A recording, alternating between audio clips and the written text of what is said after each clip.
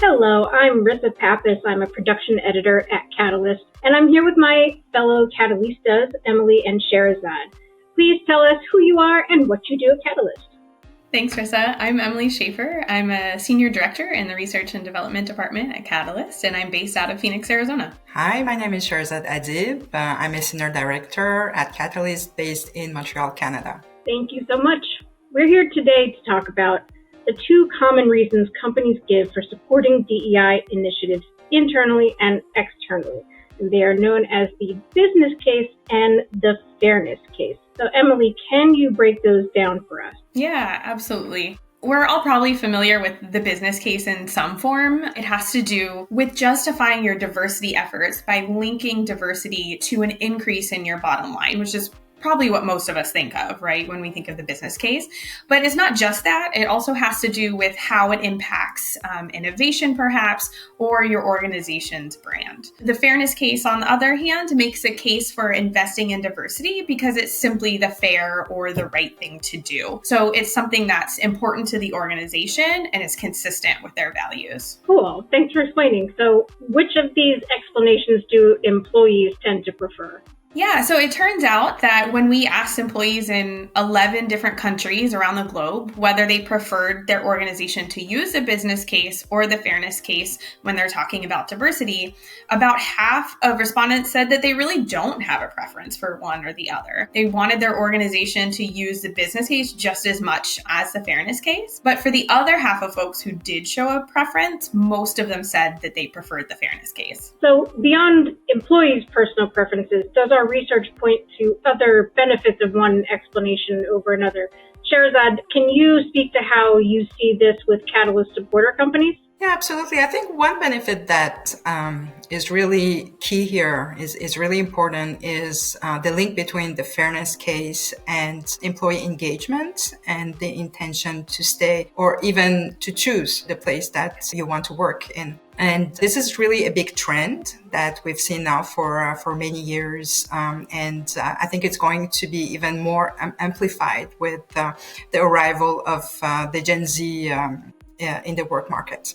Do either of these point to negative consequences for the employee experience, Emily? We actually did see that there can be some negative impacts of the business case.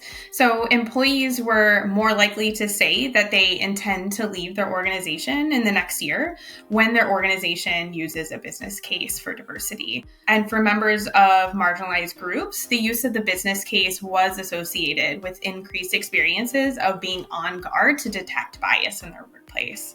Sherazad, is that something that you've seen in your work with supporter organizations? Yes, absolutely. I think that it's sometimes the underlying message or the unintentional message behind the business case is that, because you're a woman or because you are a person of color, you need to maybe outperform.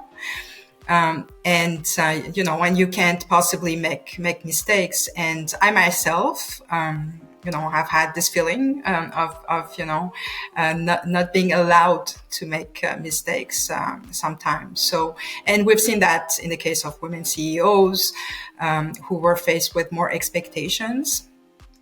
Sometimes, so the fairness case sends, I feel, a much more inclusive message, and it's all about valuing people. So in the real world, which messaging are companies currently using? We saw that over 3/4 of our respondents said that their organization uses both of these cases when they talk about their diversity efforts. It's far less likely that organizations are only using a business case or only using a fairness case. So since we know that more employees seem to, of the ones who do have a preference one way or the other, that they do tend to prefer a fairness case or view it more positively, should we be telling companies that they should be pivoting to all fairness case all the time? Yeah, it's a great question. We show that when organizations emphasize the fairness case more than the business case in their DEI messaging, employees are more likely to experience inclusion, say that their organization is fair, and intend to stay with their organization. to be clear, the point of this research isn't to vilify the business case.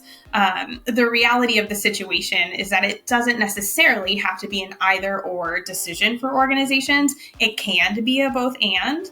And it's really possible to find the right balance here. So I think that it's really important at a time when the business case needs to be made to ensure that DEI programs continue, that organizations can work to find that balance. Yeah, from what I've seen in our supporter community is that the business case can be more successful when it's linked to, let's say, developing new products or new services for the customer base, for instance.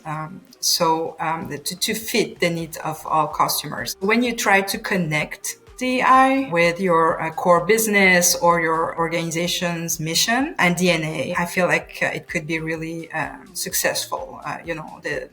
The supplier diversity could be another example of, I think, how you can, connect DEI to the business case. Thank you for sharing your insights with me today, both of you. You can learn more and read our report at catalyst.org.